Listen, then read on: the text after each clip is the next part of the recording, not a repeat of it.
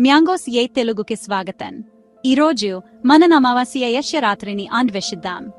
Main topic వెళ్లే ముందు మీరు నా ఛానల్ని మొదటిసారి చూస్తుంటే దయచేసి సబ్స్క్రైబ్ చేసుకోండి మరియు నేను చేయబోయే వీడియోలు నోటిఫికేషన్ ద్వారా రావాలి అంటే బెల్ క్లిక్ చేయండి. అమావాస్య అనేది అమావాస్య రోజు. ఆ రోజు ఆకాశంలో చంద్రుడు కనిపించడు. ఇది ప్రతి నెల జరుగుతుంది. ఇది కొత్త చంద్రమాసానికి ప్రారంభాన్ని సూచిస్తుంది.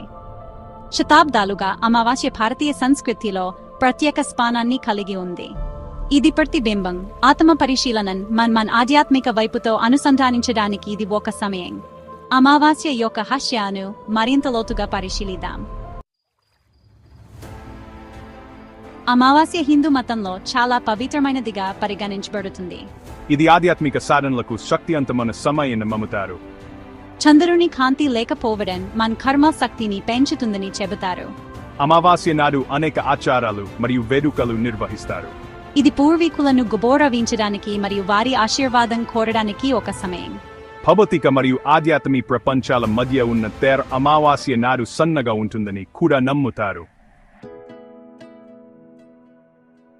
ఈ పవిత్ర రాత్రి చాలా మంది ఉపవాస